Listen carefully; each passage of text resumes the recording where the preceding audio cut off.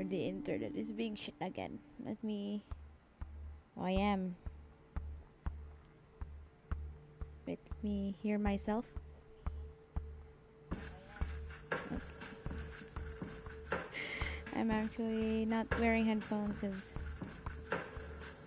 my ears hurt. Hello, been a while. Ah, wait. So yeah, let's continue the Vampire Masquerade Coteries of New York. We have recruited one. What was her name again? Hope? Yeah, I think her name was Hope. We recruited Hope and we'll recruit other ones. Form a vampire gang or something. Yep, let's load. Amanda, right? We're Amanda. Sorry if there are background noise. Bar is open, so people are singing. Live band is singing.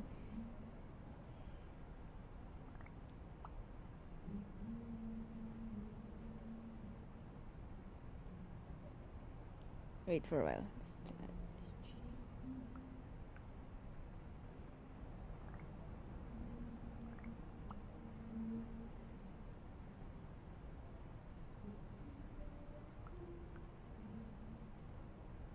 Saying goodnight to waifu.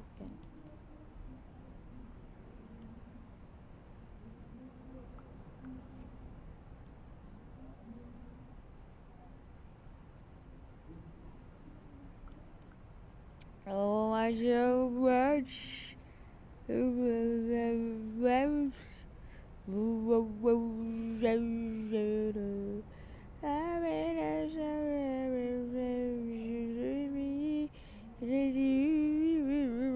don't know if you can hear that. Like the person singing. Anyway, you'd notice something strange by the front door of your haven. A letter's been slipped under the door in a cream-colored, old-fashioned envelope. There's no name on it, but you know it's meant for you. Opening the letter,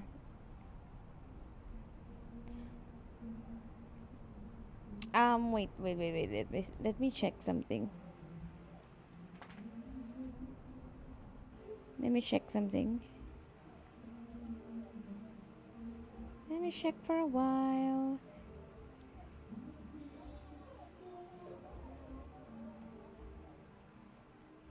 Okay.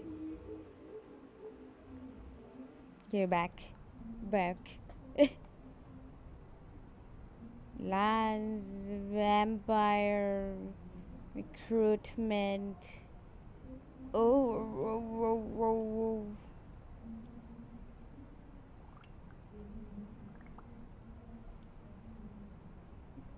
Na good night ko sa isa.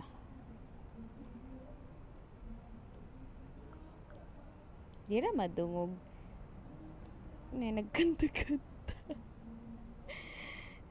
Dead in my father again. That's the song they're singing. Oh my god.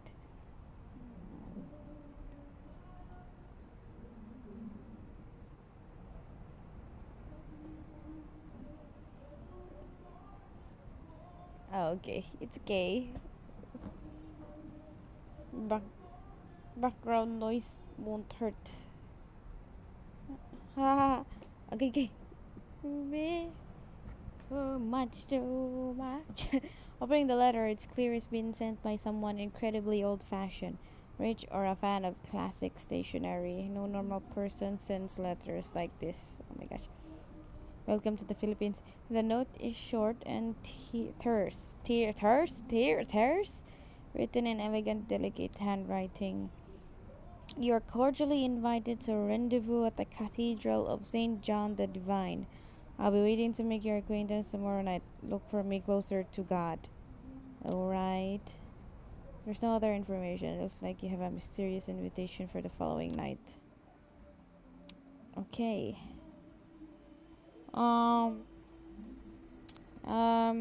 What's this?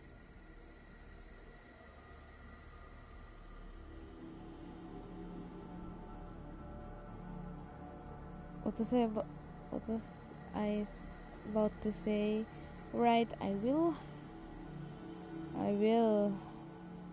Speaking of fatal frame on our last stream, I will maybe continue. Yeah, maybe I will continue. Fatal frame.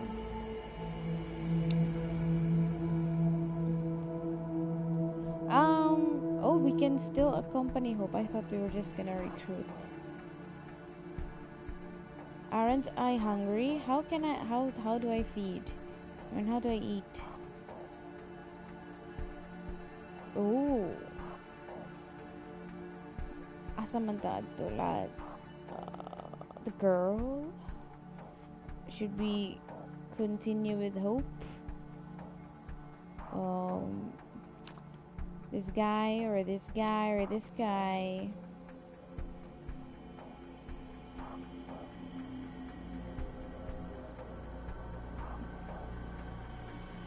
It's the girls. Of course. Priority the girls. Okay. Hope, wait. I will recruit this girl first. Oh.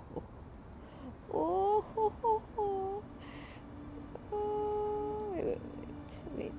I'm double checking if. Okay.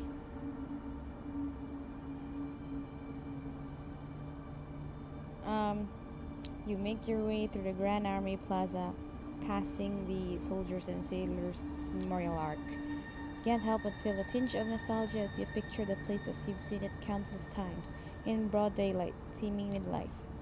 You quickly get over it and pass through the northwest gate into Prospect Park. The park is its usual maze of unkempt foliage and dimly lit alleys.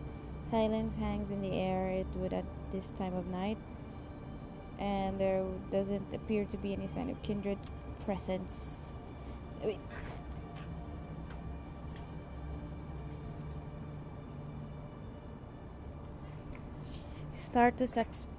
You start to suspect Langley's sources fed her a bunch of bullshit, but you're not willing to give up just yet. As you ponder your options, you hear footsteps coming from behind a line of trees. Quick but evenly paced, most likely a late-night jogger. No vampire will take kindly to you. To you feeding in their domain. But then again, perhaps you could kill two birds with one stone. Ay, orb! Yeah, spoopy reading. Feeding opportunity.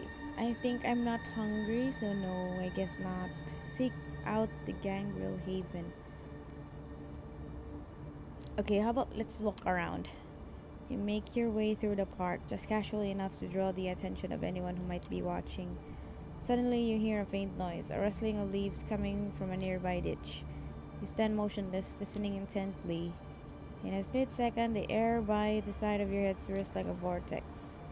Driven by sheer instinct, you lean back just as five-finger-shaped razors cut through the darkness, missing your face by an inch. A clawed shadow jumps back a few paces, preparing to correct its mistake. You catch a glimpse of the assailant. Looks pretty animalistic at all right, but he's not the one you're looking for. For starters, it's a he. Just as he's about to lunge at you, a snarl resounds from the bushes nearby, stopping your foe in their tracks. Out of the shadows emerges a young woman, baring her teeth ever so slightly. Rawr, she says. She walks over, calmly, her eyes fixed on your assailant. Oh my god. Her presence is enough to make him reconsider attacking you, but not to withdraw completely. He glances over to her, puffing up his chest. Stay out of it, Tam. I smelled her first. Tam, how about that? She raises an eyebrow, but remains silent. Her compatriot turns back towards you. Sure have come here, girlie. I'm gonna fuck you up so bad you'll be wearing your tongue as a fucking necktie.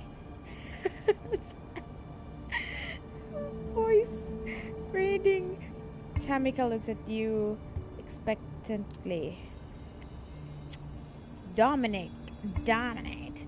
So you can bark. Let's see you bite. What? My gosh. My character is still a noob when you're taunting. No, no. Easy there. I'm not looking for a fight. Yeah, let's be. I don't know. Let's try to be peaceful. Easy there, big shot. You've made your point, okay? Confirmed, badass. I'm not looking for a fight. Tamika tilts her head in a way that's barely noticeable, and yet strangely expressive. She seems disappointed. What? So you want me to shoo him? Okay. The man loosens up, his lips twisting into a wry smile. Curly, you just gave him the confidence boost he needed. Figures. Know what you look like? A stuck-up bitch. All high and mighty in a boardroom, but out in the wild, you're just a scared little girl. Well, guess what? You ain't getting off that easy, chicken shit. Can't I have peace? I'm not being, a coward. I just want peace. A fierce growl echoes across the alley, stopping the savage in his tracks. Tamika walks over to her comrade, her fangs glistening in the dim lamplight. She puts her hand on the side of his head, caressing his hair and tugging at his ear as if she was holding a puppy. She leans over and speaks in a voice that's firm yet oddly affectionate. How do I? It's a K-roll. I'll handle it from here. I don't know how to. Girls, I don't know. The male gangrel looks at her with a mix of timidity and resentment. Then he turns back towards you. Fine, you're not worth the effort anyway. Having said his piece, Raul retreats into the shadows, although if you were to guess, he's likely to stay within earshot. With her companion gone, Tamika turns to you once more. What do you want? Straight to the point, I like that. I could use your help. Better put a leash on that pet of yours. Whoa there. Okay. Short story, I'm new here, and I'm looking for a chance to leave my mark. Maybe shake things up a bit in the process. I could use your help. Why me? Why not? Why not? My sources claim you're capable. Are they wrong? No, I guess not. But if you're so well informed, you should know that I don't whore myself out for mercenary work. This is different. I'm not hiring. This is different. I don't think I have that kind of money that could persuade you. All I have to offer is my help, and someday maybe my friendship. A friendship is magic. Do I strike you as someone who needs a friend? Yeah, you do. You're looking for a way out. Your sire abandoned you. Let's not be harsh. Well, the guy is singing in the background. You strike me as someone looking for a way out of this park, for starters. Is that why you're here? To break me out? Are you my ticket out of here? Friends with benefits, yeah. Yep, that's me. You can live with or without me. Look, I'm not stupid. I know you can leave anytime with or without me. I'm just asking for a couple nights of your time. Wink wink. So what's gonna be? For a brief moment, she stands there, motionless, looking straight into my eyes as if trying to seize you up. Finally, she looks away. It looks like she's come to a decision. Just so we're clear, I don't trust you. I have no reason to. Frankly, you sound more lost than I am. Oh yeah, I'm very lost. 'Cause I'm a baby vampire. Still, there's something about you. You look like you should reek of bullshit, but somehow you don't. So I'll give you a chance to prove yourself. I have some outstanding business to take care of. I'll let you know once that's done. Meet me here and we'll see what you're really made of. Oh, whoa, that was quick. Like Hope has had so many stuff to do. And with that, Tamika disappears into the night. That went pretty well, all things considered. Wow, she was fast. Okay, we're done. We're done. We've recruited Tamika. Friends with okay, who next? I don't want to should I spend more time with Hope or meet with the other guys? I think we can meet the other guys. Ato i-meet imong kuan Lance, imong kalahi lads. Kato na i-meet imong kalahi. As you make your way down Clinton Street, the incessant hum of traffic gives way to the ominous silence of the waterfront. You stopped to take in the familiar bouquet of the Hudson, made all the more potent by your recently sharpened senses. Oh, imo man ang lahi mga Nosferatu. Across the basin, the Red Hook grain terminal rears its rusty frame. Once a bustling industrial area, now a sleeping giant splayed out on the riverbank, forgotten, abandoned. Conveniently so, especially for one of the hidden. Keeping to the shadows, you sneak closer to the dilapidated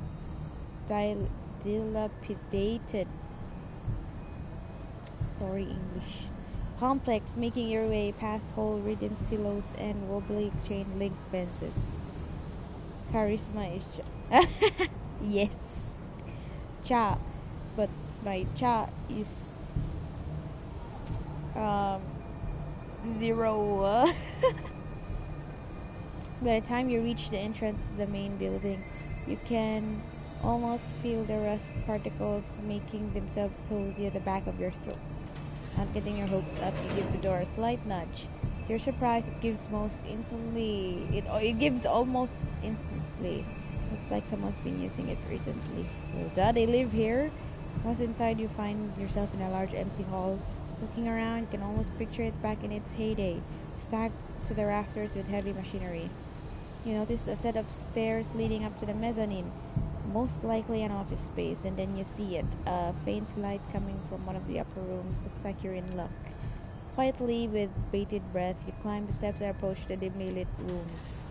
The door creaks open, revealing what looks like an old-timey detective's office, complete with the crooked window blinds, an overflowing ashtray, and paper scattered across a wooden desk. Suddenly it hits you, the nagging feeling. It is all too convenient, too inviting. Before you can react, the trap is already sprung. Oh, stupid!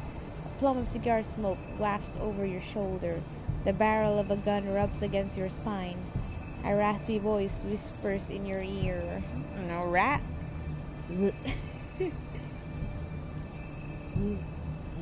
me guess. You took a wrong turn at the third silo.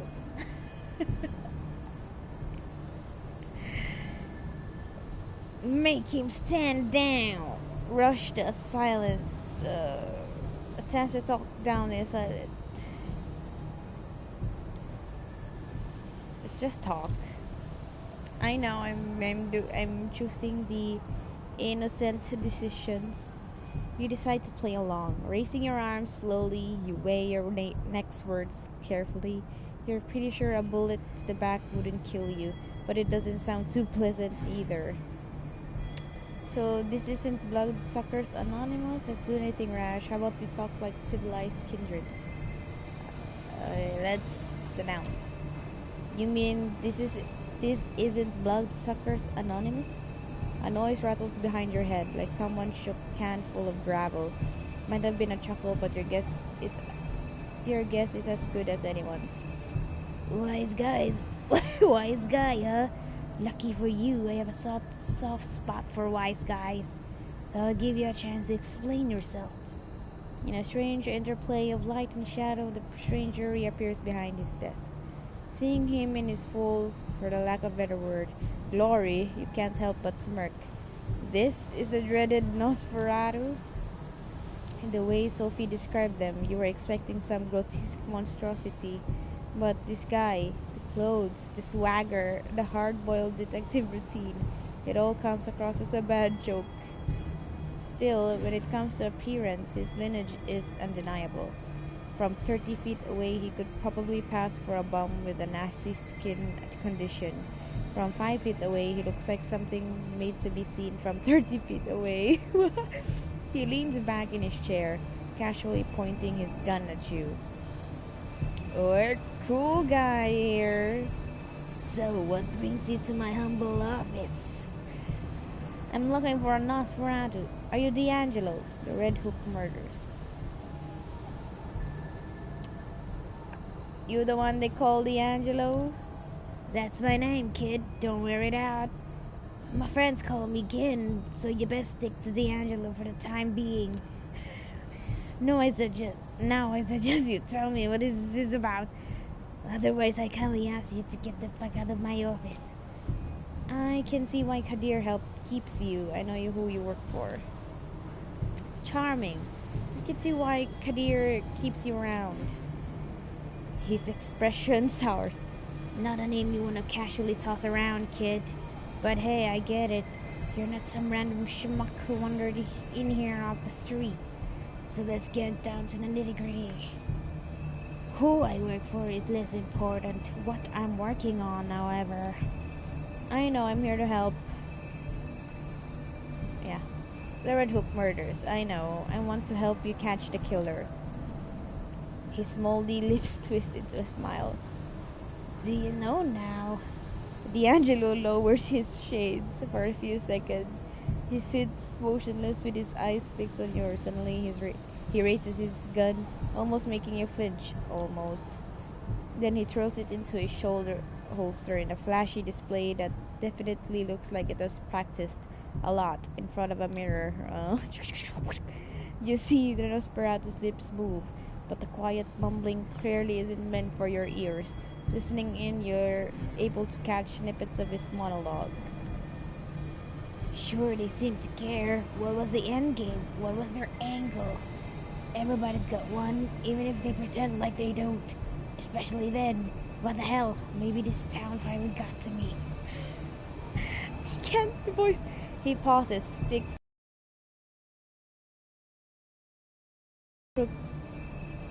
teeth. Is it crooked or crooked? Whatever.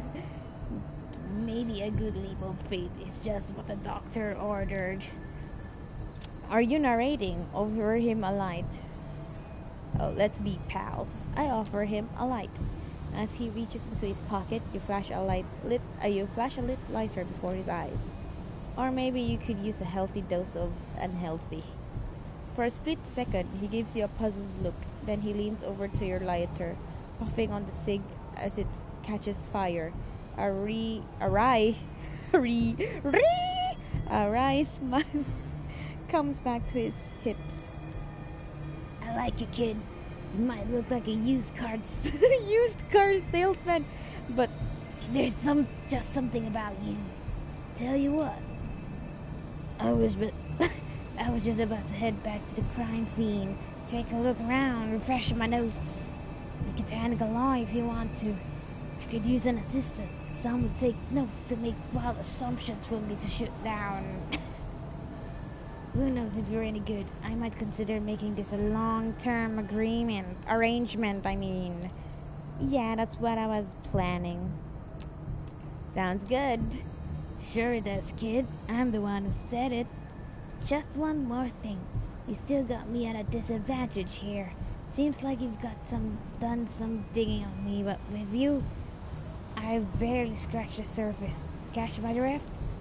So answer me this. Who was it that sent you into the woods? Or in layman's terms, who do you work for? Sophie. I'll be honest. Sophie. For the first time since you got here, the Nosferatu adopts a look of genuine surprise. His eyes wander for a moment, finally giving way to a crooked smile. So you're the one, huh? The fledgling Toreador dame spared? That would make sense. Don't think she'd appreciate you throwing her name around. Thanks for being upfront, kid. Don't worry, I'm being honest to you specific people. One blink is enough for you to miss D'Angelo vanishing from his chair. Just when you're about to look around, here he appears next to you, up close. He smiles. His smile is even more unnerving. Go under. Ricochet. Ricochet. Teleporting. Stop abusing your teleport. Alright, moonlight's burning. Let's get cracking. Oh, right now? Okay, with a certain fascination, you watch D'Angelo stumble his way across West Brooklyn. Oddly animated, incessantly scratching his face and neck, stopping every once in a while for a bout of mumbling narration. He's most certainly a sight to behold. Still, he seems to be getting around okay, and you take particular note of the fact that he seems to be choosing the darker, less frequented streets. There is definitely a method to his madness. Eventually, your leprous guide takes a sudden turn off of Van Brunt Street and into a particular dingy alleyway. The torn pieces of yellow police tape are a dead giveaway. This has to be the place. Well, here we are. Time for you to earn your stripes. This is where they found him. Drained dry, not a drop of blood in him. And before you ask, no, I didn't see the body, so I don't know if there were any bite marks. So, what can you tell me? You take a moment to examine the crime scene. Judging by the chalk outline of the pavement, the man was killed recently. Curiously, there doesn't appear to be a trace of blood or viscera. And you know the city's cleanup crew isn't that fast or that thorough. Of course, a vampire ate him, maybe. Looking up, you notice a spray painted on the wall. It reads "The Blood Speaks" in big red letters. You look to D'Angelo, and Nosferatu gives you an expecting look. The graffiti looks like a clue. How come there's no blood? Okay, let's speak about the graffiti. You point at the spray painted sign. That looks like a clue. Sure, kid. Might as well start with the elephant in the room. What do you think it means? You give the sign a hard look. It's no Rembrandt. The writing is jagged, clearly done in a hurry. It seems desperate. It means to throw us off. I think it's desperate for attention. My thoughts exactly. It's as if someone wanted to get the message across but was too scared to stick around and write the whole damn book. So we got the abridged version. And then there's the blood, or lack thereof. And given that the murder was committed right here and the victim didn't make a sound, we can therefore conclude that the killer used a sedative. Of course, it's a kindred. Bingo. Only a kindred could drain a human this quickly, this quietly. Tell me, if you were to guess, which clan would you say our killer belongs to? What? Oh shit. Wait. D'Angelo, I will read my dictionary. Okay. Maybe do you have anything about what the hell? Malkavian are more on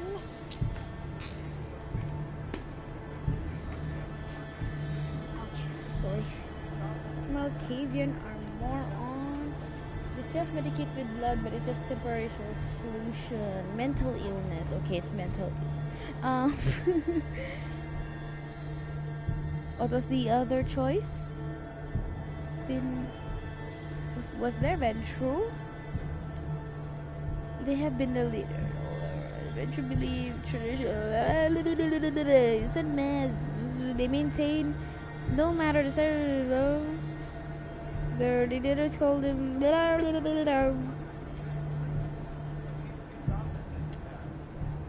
Let's read all the clan.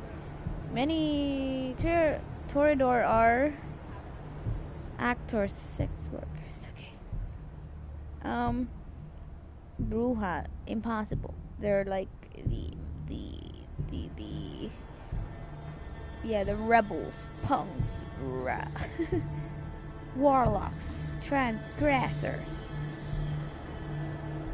heavy makeup, gangrel, animals, yeah, Malkavian or lunatics. There was a choice. Thin Blood's Malkavian Shrimmery. Would it be a Malkavian? Maybe? No, okay. Nah, kid. The Moonies can be a bit playful, but there's a method to their madness. It leaves a certain aftertaste. This right here, it just reeks of desperation.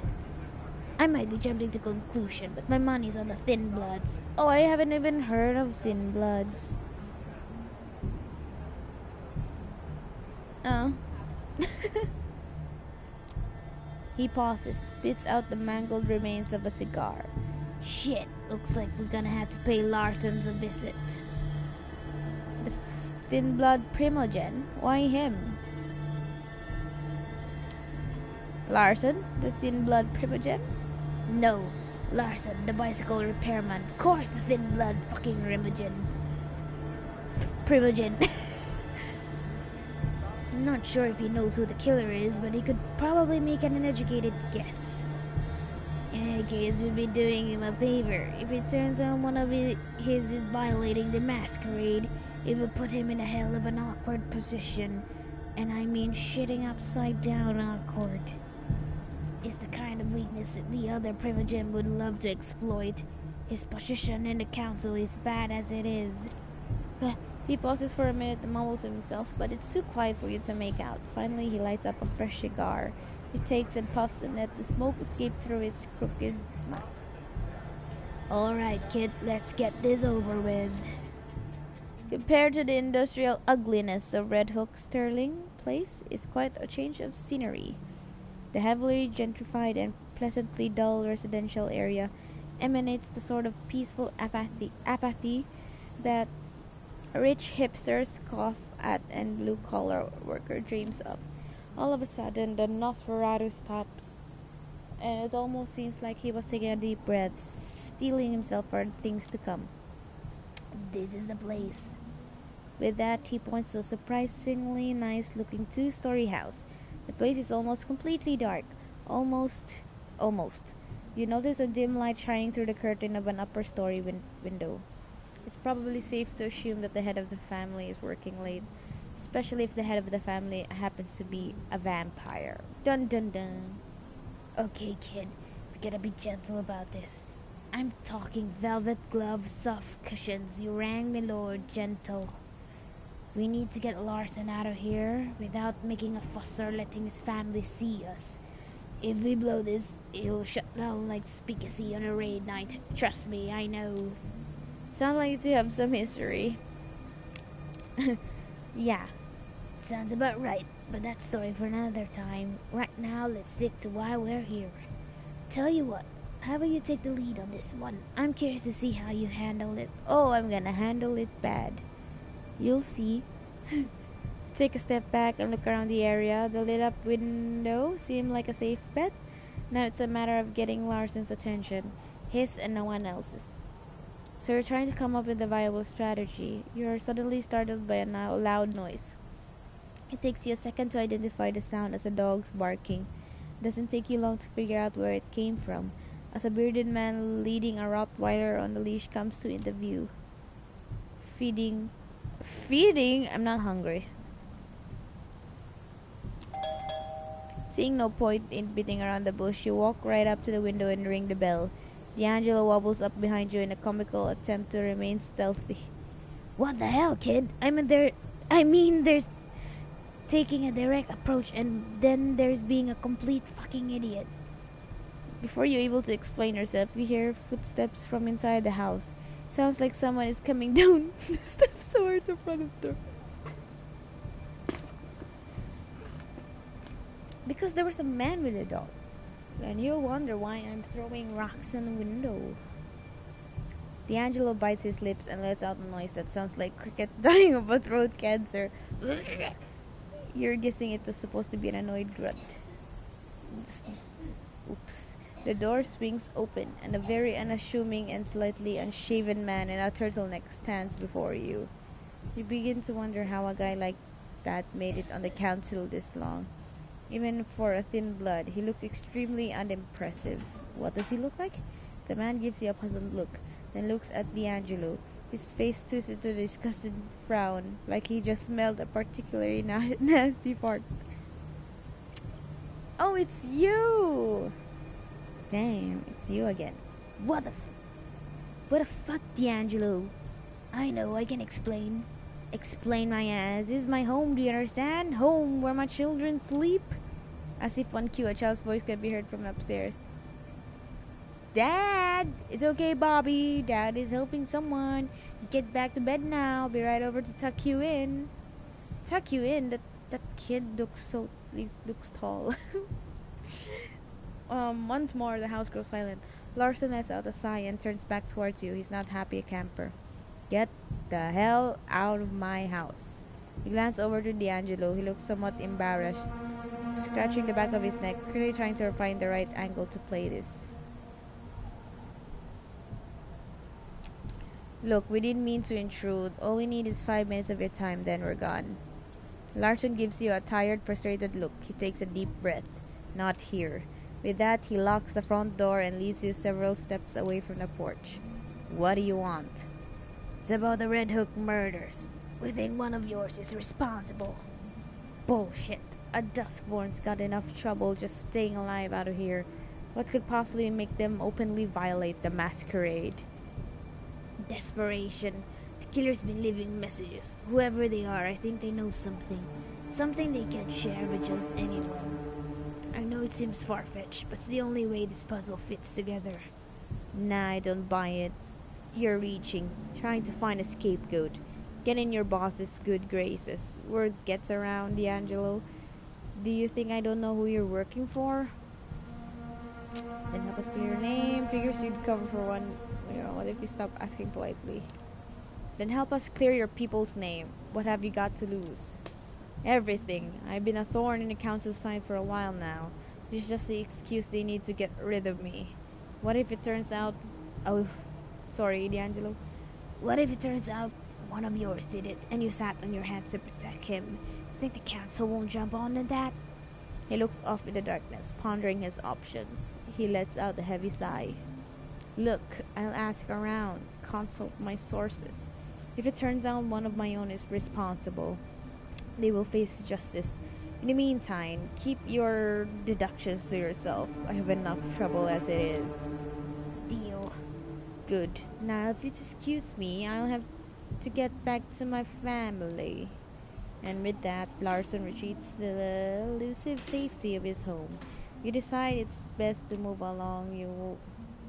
You walk a couple blocks in utter silence. Even D'Angelo's mumbling seems to have taken the back seat. Oddly enough, you find his newfound reticence somewhat unnerving. Finally, the Nosferatu stops and turns toward you. I'm sorry, bro.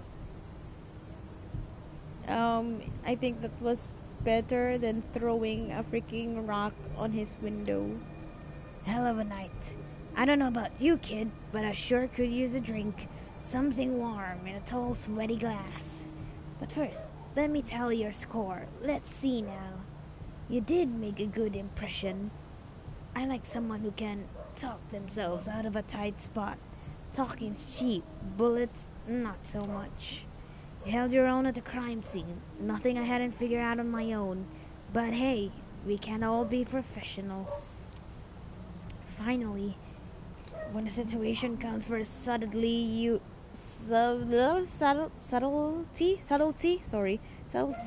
manage to avoid unwanted attention. Discretion is what separates a private dick from just any old dick. All in all, you did fine. Not fine, but not bad for your first case. Don't let it get to your head. I'll be in touch. I'll let you know if I hear from Larson. Be ready to meet me in the office. He starts to walk away but suddenly stops and turns towards you. And bring a notepad. Every good assistant should have one. Oh, goody. I recruited them easily. Okay, it's time to rest. Not long. Am I hungry? I don't. Oh, I'm. Yeah, I think I'm hungry. I can see red stuff on my screen. Better eat. But wait. Wait. Let me check something. Why is. Why is.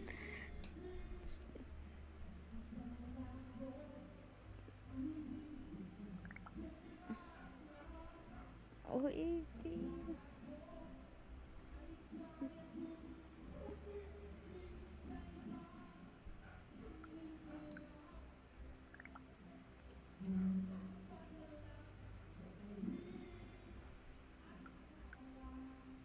mata pa man? I thought she was asleep. Time to suck. Yeah, time to blah blah blah. Okay. Time to blah blah blah. It's hot. Okay.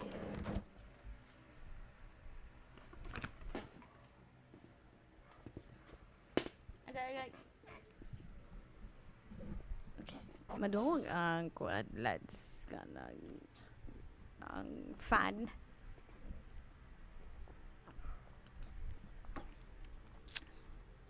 So init. So dapat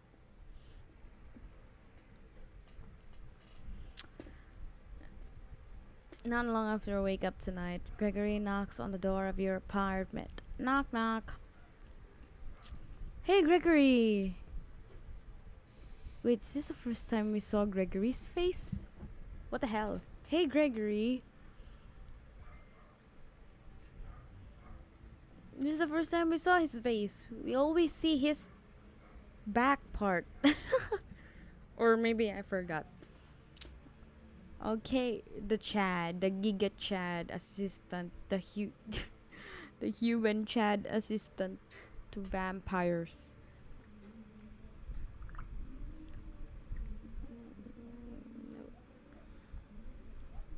The,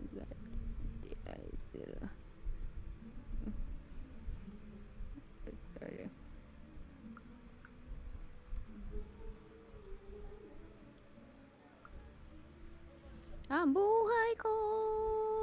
Nagkaraoke diri sa kuan. We will karaoke this weekend with nerds. Yeah, kanta lang sa. Smash Mouth. Kanta ko na ni. Hey now. Oh, sorry, excuse me. Excuse me, Greg. Hey, I came to pick you up. Miss Langley wants to see you. Do you know what she needs me for? What if I don't want to see her? What are you saying? We want to see her. We want to see Miss Sophie. Well, my freedom was good while it lasted.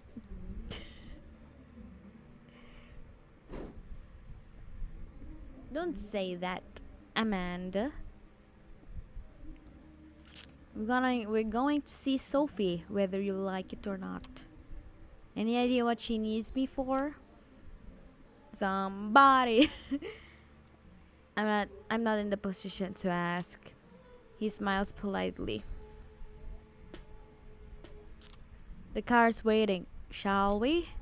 You wrestle with the same thoughts as a few nights ago. Maybe you should just leave, disappear, let Sophie find somebody else to employ. But then you remember the anarch thug being cut down by Kadir and how close you were to the same fate. Not even a week ago, and that it might still happen if you step out of line. You follow suit. What? Why are you being like this, Amanda? As with your previous visit here, Sophie seems not entirely present when you enter. Her eyes are locked onto one of the paintings in the room. You're pretty sure it was here earlier, but she's behaving as if she's seeing it for the first time in her life, entirely entranced. Gregory clears his throat. Sophie turns to the both of you, a bit of irritation in her countenance that soon gives way to a pleasant, warm smile. I forgot. how I do her voice. You're here. Excellent. Thank you, Gregory. Her her driver leaves and she turns her attention to you. I hope you had a good few nights and made some new acquaintances. But I have to say, I'm happy to see you, Amanda. Thank you for coming. Of course. Anything for you, my lad. The change in the mood of the room is so sudden and startling. It makes you consider the true power of vampiric charisma. Rationally, you know you're being manipulated, but you don't even care. Her eyes, her emotions, her entire body language all feel 100% genuine in expressing legitimate interest in you and your well-being. Ooh, date, date, date, kiss, kiss, kiss. I have a request for you this night. I need you to find somebody for me and make a delivery. She points to the statue at the side of the room. You notice a plain-looking flash drive lying on the edge where the inanimate archer's bow touches the pedestal. The man you'll be looking for calls himself Kaiser. He has eyes and ears all over New York, and it's rare for something to happen here without his knowledge. I'll need you to take this flash drive and bring it to him. In exchange, he will give you an address, which I need to know as soon as possible. You're about to ask what's on the drive, but Sophie proves to be one step ahead of you. Oh, don't worry about the contents. They are encrypted, a precaution for if the data falls into the wrong hands. But it won't, correct? She gives you a smile that She gives you a smile that just a handful of nights ago would make you feel like melting. Oh, and Amanda, Kaiser is a Nosferatu, that twisted, deformed lineage of kindred. I know that. He is old, and his age has made him even more paranoid than others of his clan tend to be. He holds many havens and changes them often. From what I've gathered, he or one of his servants should be found at the park on the Coney Island tonight. Have to identify them somehow. I'm told Kaiser has spent many of his nights these past few years being driven around the city in a black limo. Maybe keep an eye out for it. The smile again, but much shorter. Um, Anything more you can tell me about Kaiser? He's been here a long time, about as long as I have. He got into a lot of trouble for exchanging information with both the Anarchs and the Camarilla in the past, but ultimately got off scot-free. Kaiser's web of information proved to be strong enough to shield him from the consequences of playing both sides. Some say that's the best of proof of his abilities. In any case, be careful when talking to him. He's very particular about everyone's etiquette except his own. Good night and good luck. She flashes she flashes one last smile at you and turns back to the painting, clearly done with the conversation. You pocket the flash drive and head out toward Coney Island. Yeah, the one with the amusement park. It takes you the better part of an hour to reach the lights and sounds of the Coney Island amusement park from the city. The drive is almost pleasant this time of night. Thank God for the Belt Parkway. There are plenty of people here tonight, but nobody who stands out as a traveling purveyor of secrets. Then again, if they did stand out, it would be kind of pointless, right?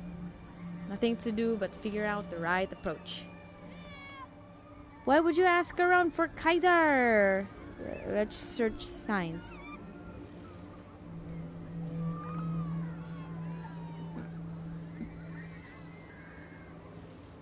Wait.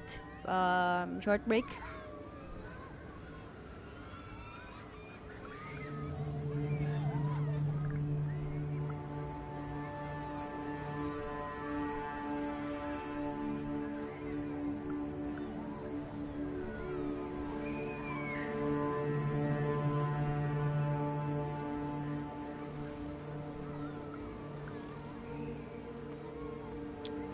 I thought she was asleep.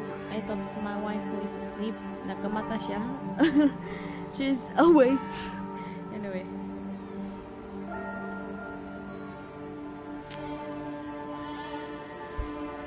Okay, let's search signs. There are plenty of nooks and crannies to investigate around here, but if Kaiser frequents this area, there has to be some kind of clue to grab onto, right? Spend a good hour snooping around, eyes peeled for the black limo Sophie mentioned, or any sign that a Nosferatu or any vampire has their haven around these parts. Zilch. What's that? How do you say that? Zilch? Annoyed, you turn back towards the light of the amusement park, only to find a man standing in your way. Wearing an oversized jacket, he had the air of a junkie or dealer about him.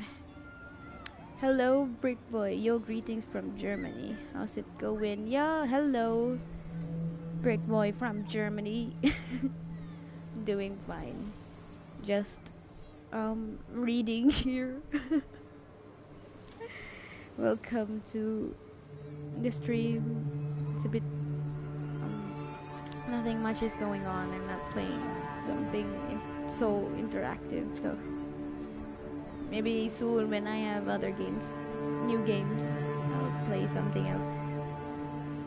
Who knows what he's got in those pockets? You lost? What's up, bro? I'm looking for someone called Kaiser.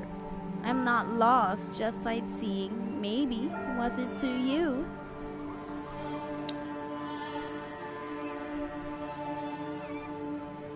Okay, let's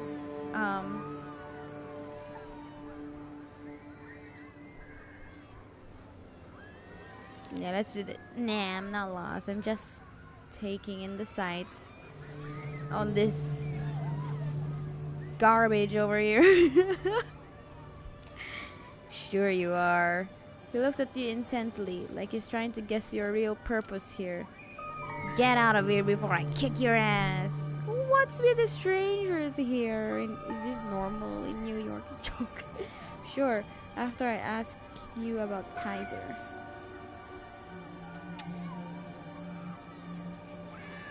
Okay, chill. I'm just looking for a guy.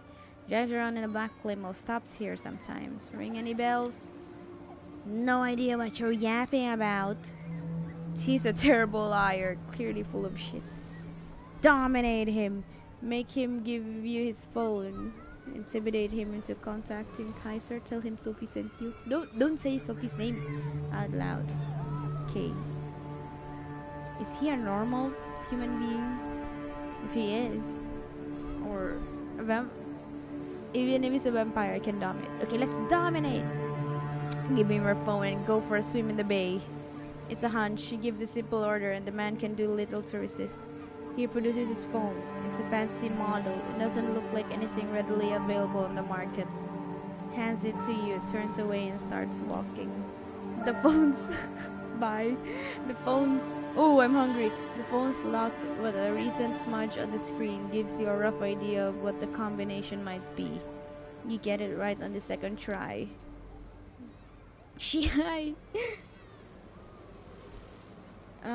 There's just one number in the phone book, unlabeled. You dial it and hear someone pick up. The voice is like a rusty pitchfork scraping against gravel. Jackie, you're messing up my snuff session here. It better be something big. Come to Coney Island. I'll be waiting.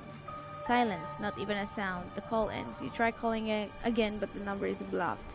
Nothing to do but wait to see if he shows up. Not 15 minutes pass by before a black limo stops near where you're waiting. One door opens in invitation. God, what took you so long? I'm hungry now.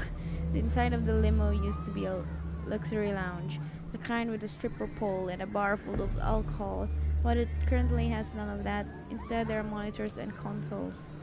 There are dozens of displays, silent movies, low-fi footage of gory torture session where owner can focus on anything while surrounded by all this visual noise and then realize there's nobody there. Or is there? A man blinks into existence on a leather-covered couch, attempting to maintain something that approximates a regal presence. You're 100% sure it's Kaiser. Duh, he's in a limo. Surrounded by dimly lit computer screens, his features are even more ghastly than you imagined. All sharp angles of twisted bone, mangled flesh, and crooked teeth. Bears them in an awful parody of a smile. What do you look like? Show me, show me. Suddenly, someone grabs you from behind, twists your arms, and pushes your head against the car's roof. I got them, boss. I have them. The Nosferatu chuckles. Ooh, you look like that. Oh no, internet connection quality is currently not sufficient to broadcast gameplay.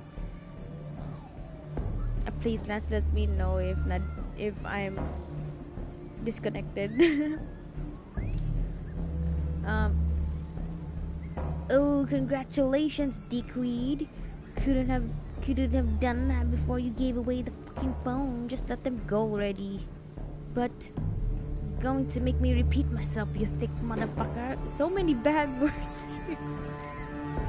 He lets go. You take a look at him. The man is confused and soaking wet.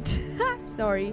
He flashes you an angry stare, angry stare, but obeys his boss's orders to the letter. What? Are you waiting for a formal invitation? Get in the car. We have something talking to do. You had some talking to do. Sorry, reading 101. Door closed behind you. Whoa, nice car. Nice limo. Well, I'm here and I'm pissed. Unless you've a death wish, I assume there's something you have for me. Do indulge me or start figuring out how to drink blood with your fangs up your shitter.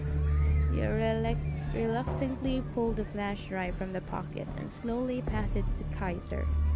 He plugs it into a USB port on the arm of his chair and displays the data on one of the screens that happens to be turned away from you. It takes him about a minute to access the data. Let me guess, this is from Langley. She said she'd have something like this. You her new flunky?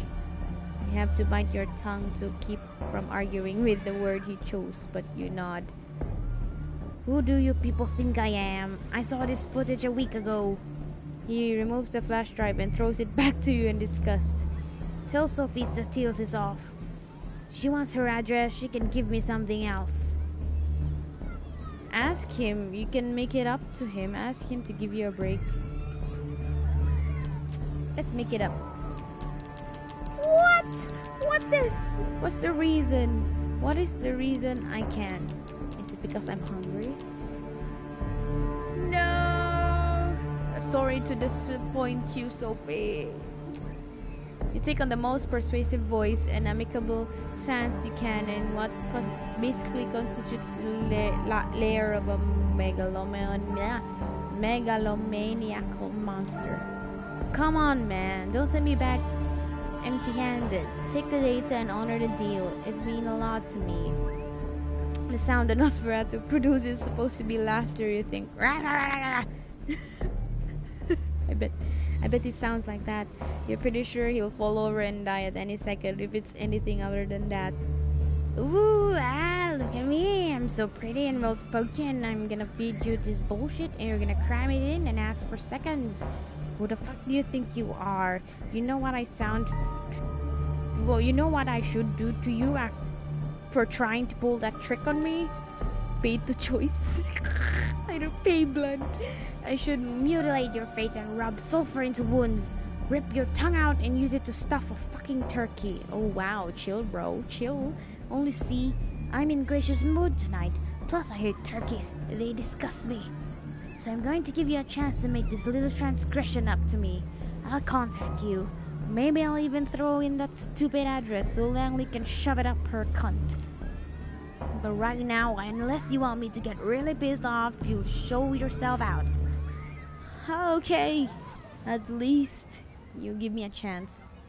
I'm pretty sure you're done here. You get out, close the door behind you, and the car immediately starts backing up. The opaque windows slide past you, and soon the limo is on its way.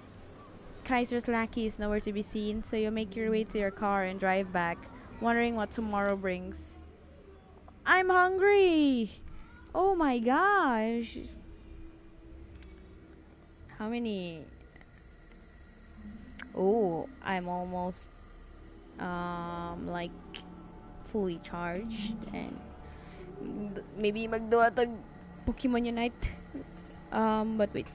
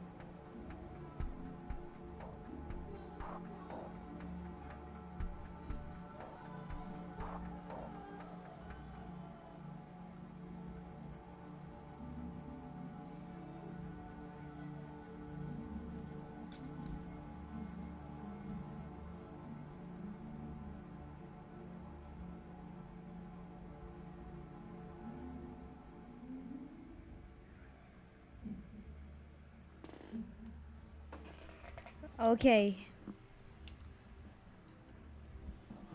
Let's. Okay, how about we hang out with.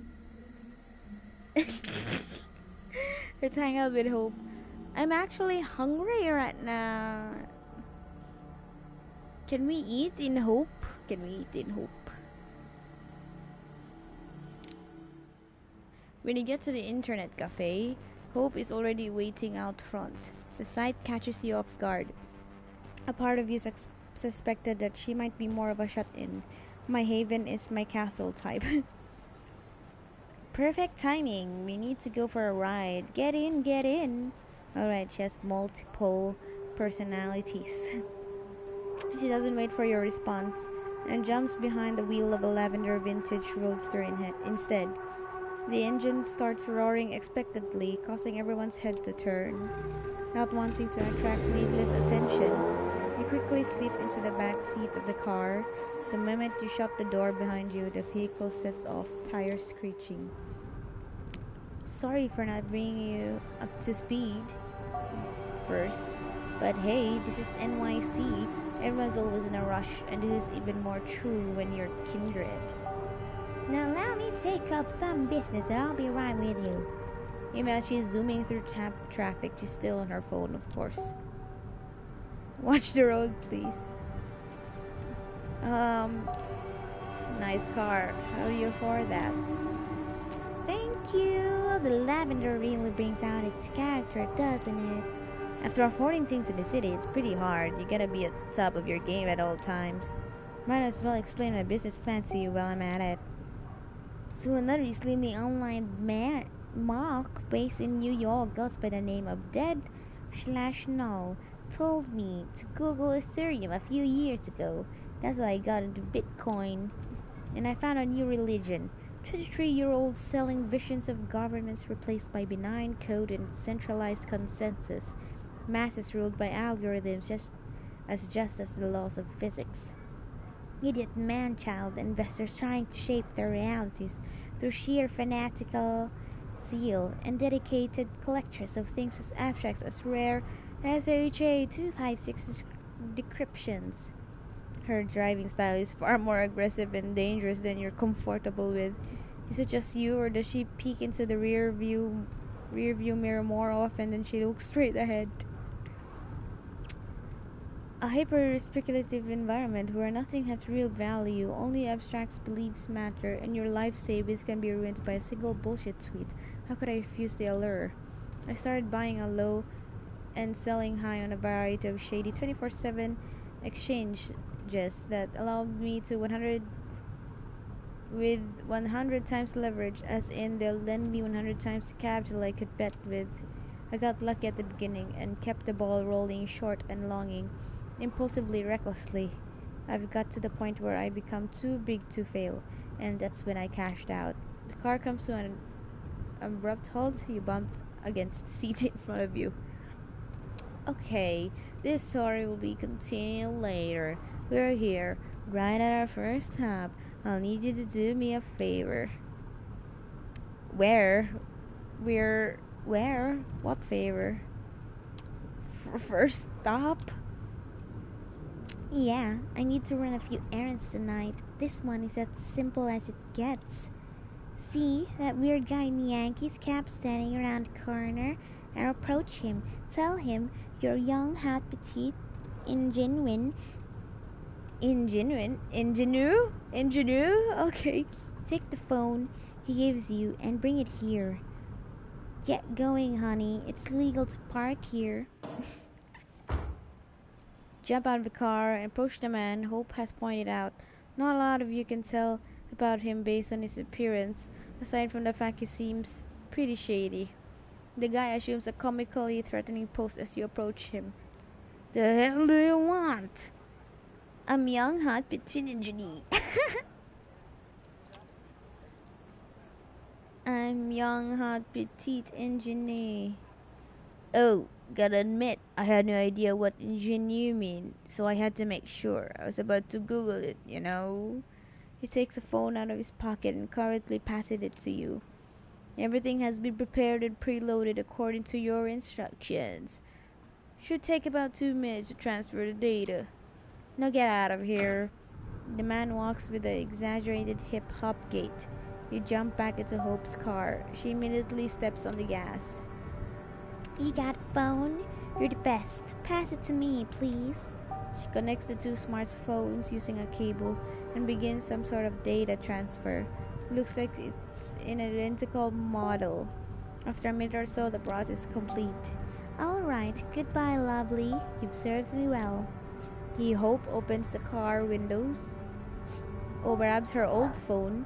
You're not expert enough to recognize. Whoa, the dog. Recognize the exact model, but it definitely looks like it had a $800 price slapped on it, and tosses it out the window. Surprised, look behind you and see a car in the opposite lane run over the abandoned device. Hope notices your quizzical look. I've been needing a lot of burner phones lately, and I'm not going to use some cheap piece of shit, so it's a pretty expensive necessity. Intersection, red light. She takes advantage of the moment to shoot a driving selfie that strategically excludes her face and upload it to Instagram. You notice her handle there is Versace Beauty. And now I was telling you a story. Cashing out. Right. At some point toward the end of 2017, I became convinced I needed to cash out. There's no way the bubble was going to last forever. I always knew there would be no grapes of wrath for the cryptocurrency era. It had to be a series of profoundly antisocial, disconnected events. The whole crypto culture was a decentralized church of ion lone millennials who rejected all established modern values and kept atoning for the original sin of not buying Bitcoin back in 2013. Another abrupt last second turn, you are pressed against the window. What the hell is with her driving style? Bet a life you never wanted to live anyway and get a chance to win a priceless pile of nothing. Untether yourself from all worldly desires. Find joy in suicidal ideation.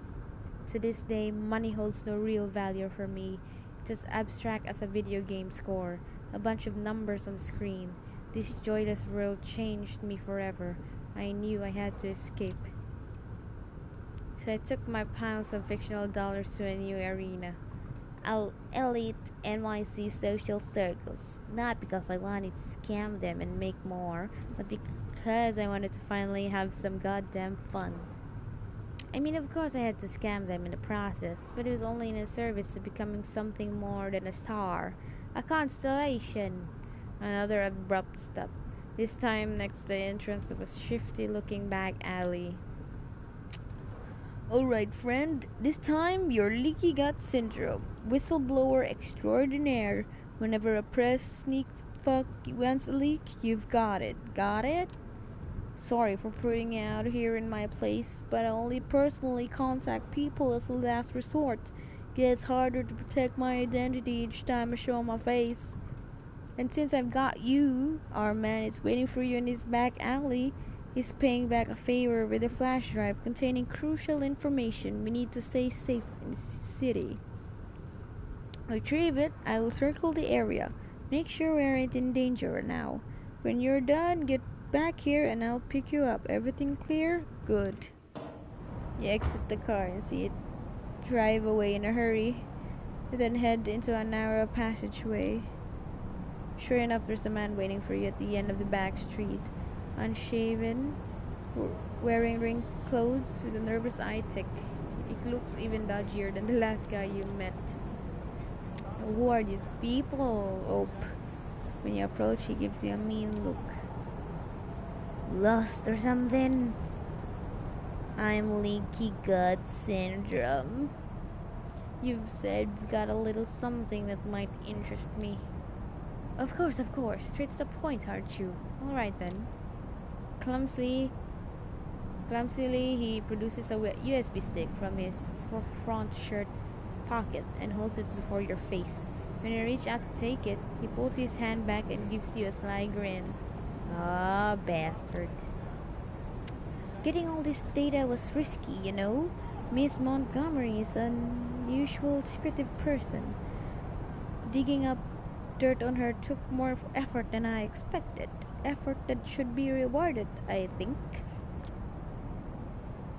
The more you ask around about her, the more you expect a letter saying, "Give up your inquiries, which are completely useless," at your doorstep.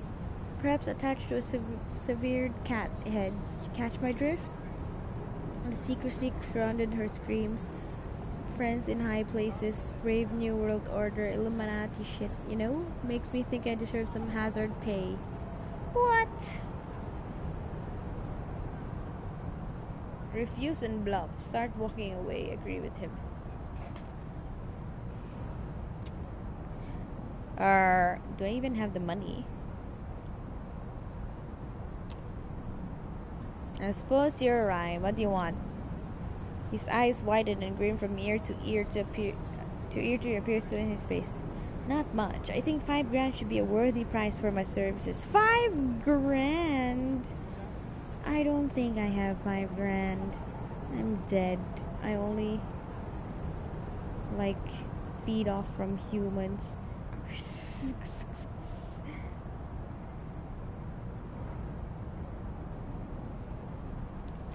Alright, it's a deal. I'll transfer the money to your account later tonight, provided your data is legit. Oh, I have $5,000. I'm that rich. Okay. No worries. I don't disappoint. Just don't fuck with me, alright? You know I can keep on digging up useful stuff. He extends the hand holding the flash drive toward you again. You take it. Oh yeah, one more thing. Not really sure what's it about, but one of my informants claims you might be interested in this. He reaches into his inner jacket pocket and presents you with something wholly unexpected. It's a bag of blood, labeled simply as ABRH minus.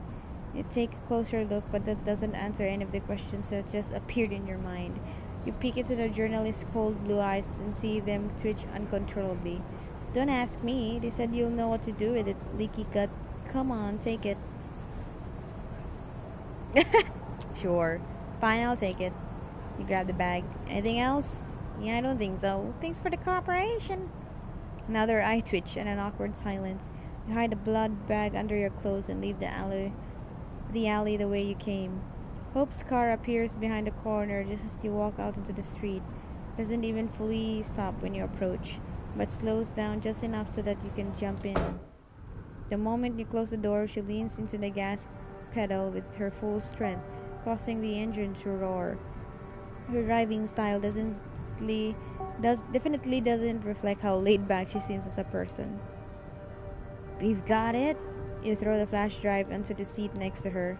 Perfect. Any problems? How did the meeting go? You relate the entire back alley encounter to her. Toward the end of the story, you notice she's not staring at the road or her phone, but directly at your face. The realization startles you. You've got that bag of blood with you? You place it on the seat next to her. She peeks at the label. She looks at it again. Then she steps on the brakes. Back. I'm okay. She grabs both the bag and the flash drive you've obtained and throws them out the window. Looks like that's her favorite method of taking care of problems. That bag was a message. AB negative used to be my blood type. It's the rarest one. Found in less than 1% of the United States population. Glad you didn't drink it. Who knows what they've done to the bag. Some NYC vets can tell me wild stories about using irradiated blood to locate and kill other kindred. Seriously? Glad I didn't drink from him. Better safe than sorry. Yeah, still, I wonder if that should have done anything to his blood. That would be some kind of five-dimensional chess move. But yeah, this contact is compromised and needs to be cut off. Goodbye, my journalist frenemy, and goodbye, dear leaky gut syndrome. You both outlive your usefulness. After a brief period of hesitation, she deletes the whistleblower extraordinaire account and sighs. Another one bites the dust. Thinking about what to say next, you remember what you promised the man that Hope would transfer $5,000 to his account later tonight. Be honest, we're done relating. She chuckles. You're really horrible at the art of the deal, aren't you? I suppose the silver lining is that I don't have to worry about that anymore. Still, looks like I'm in bigger trouble than I expected. But never mind. We got one more stop planned. Then I'll explain everything. I've got another story to finish. I was talking about Bitcoin, and then where did I stop? Constellations, I think. Becoming a constellation. Oh, right. You know who saw the real face of the city? Anna Delvey. Ever heard of her?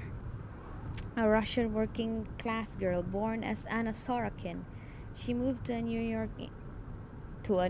She moved to New York in 2013 and convinced everyone that she was this insanely rich trust fund kid, a wealthy German heiress. Manhattan elites totally fell for it, and they bought it for years while she swindled them. She only got arrested in 2017 after having stolen almost $300,000. Sorokin created her Delvey persona out of thin air, convinced everyone that she was going to set up an art fund, and kept tasting all of life's finest pleasure while being basically broke. She even made up a fake familial financial advisor, then killed him off when he became a liability. And apparently, most of her rich victims never admitted to being scammed out of shame. But now you're sure the way she scrutinized her surroundings, her reckless driving, she's trying to escape somebody. Now Delvy's locked up with murders in Rikers, writing her memoirs, apparently picking a lot of fights. Bless her heart, she'll forever be an inspiration.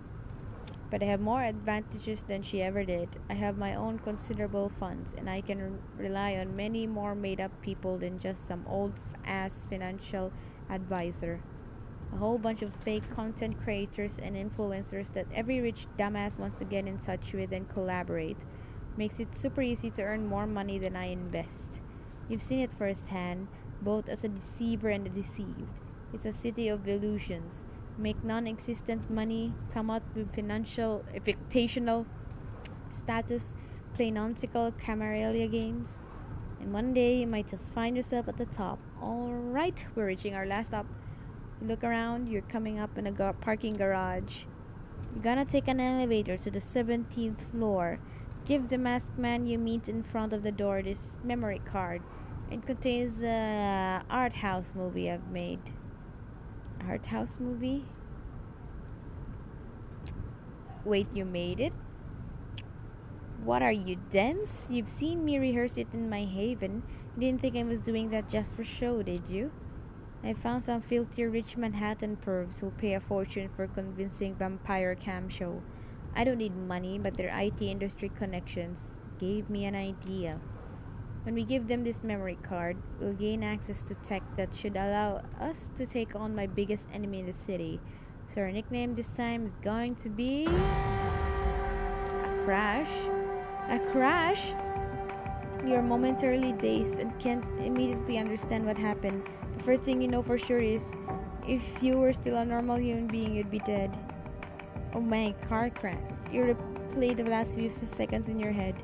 The other car appeared out of nowhere and crashed into Hope's vehicle at the maximum speed it was able to achieve in its closed-off space. The driver has already managed to kick open the mangled door next to him and stumble out of his seat. Now he wordlessly approaches the trunk and takes a large caliber silenced pistol out of it. What the hell? He starts approaching the lavender wreck of Hope's car, obviously ready to finish the job that he started. He had to be fast and violent. It's you or him now. We gotta attack.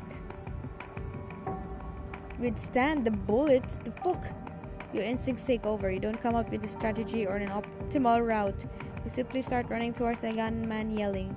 For a split second, he's completely dumbfounded, then he opens fire. Ouch, I'm bleeding! The bullets put a brief stop to your sprint, but you're engulfed in pain. Your flesh gloves being shrouded to bits. But when his magazine runs out, you're still standing and determined to move forward. Tries to act as quickly as possible, but he can't reload his weapon before you get to him. A tackle, a primal scream, left punch, right punch, left punch, right punch. You return this cruelty tenfold to his face. When you're done, the head is barely recognizable as a human. You stand above the gunman's body, trying to calm yourself and your killer instincts. That's when you hear her voice. Ugh.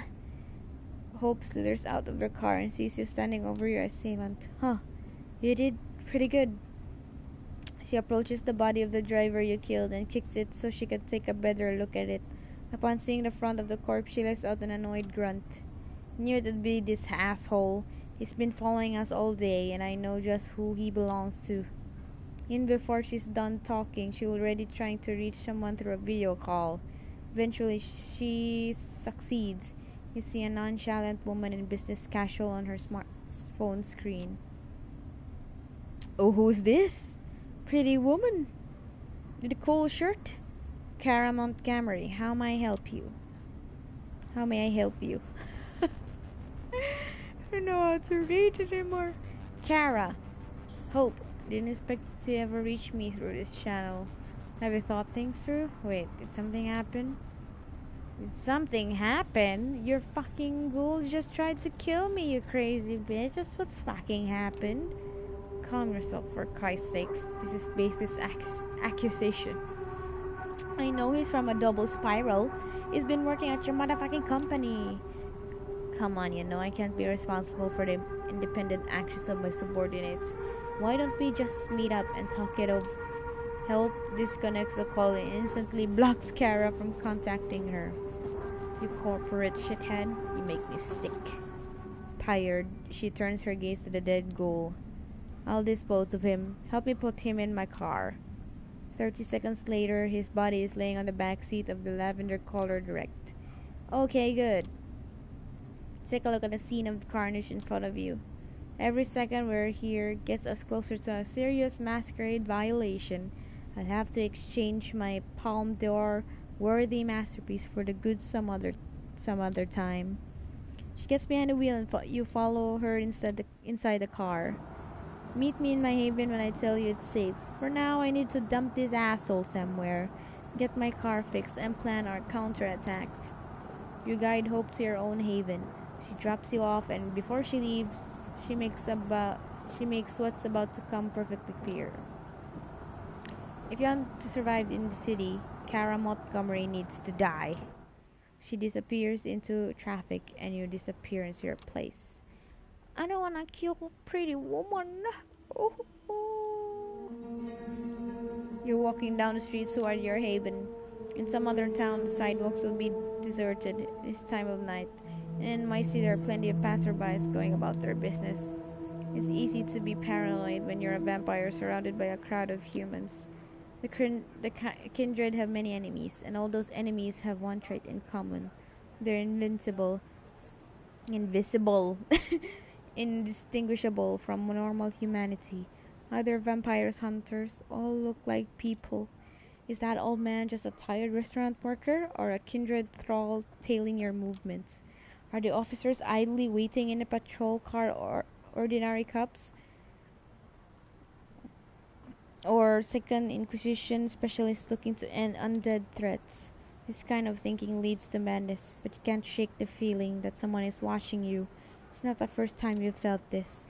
Whatever this is, it's probably something you have to take care of. Best case, someone is tailing you. Worst case, you'll be attacked and killed. Unfortunately, being undead has its limitations.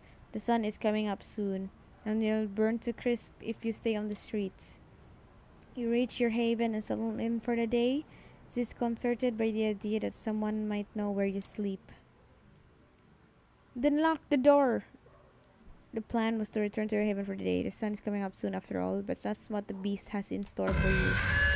The feeling of emptiness, the overwhelming famishment that takes hold of you cannot be denied or bargained with. The time you could reason with your thirst is over. You don't remember how it happens exactly, but you find yourself in an alley, sucking the last drops of blood from the savage gash in a corpse's neck. Oh, because I was hungry. I killed someone without knowing. You've killed somebody tonight, and it did very close to your haven. Any attempts at covering up this poor soul's death become secondary when you reach that dull glow over the city in the east of the sun coming up. You barely make it back to your haven in time. You realize your clothes are a mess, torn in places, covered in blood. Your victim's blood. How many people saw you get into the building? You don't know. It was a panicked sprint to escape the light. Instinct saving our skin.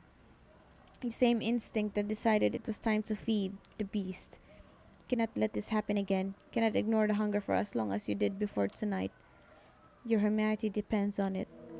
Oh, I'm sorry, because if I drank that blood, Hope said it was dangerous. Okay.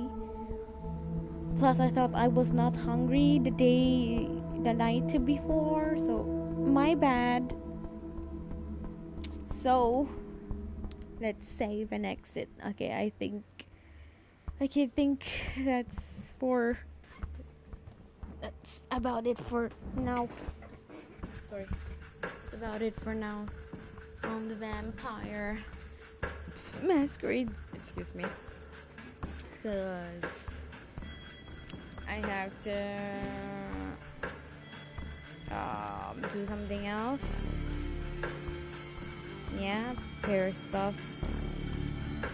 So, okay. So far we already recruited 2 people. Just one left, I guess, and the other unknown person sent a mail to my haven. So, okay. So I guess I have to eat.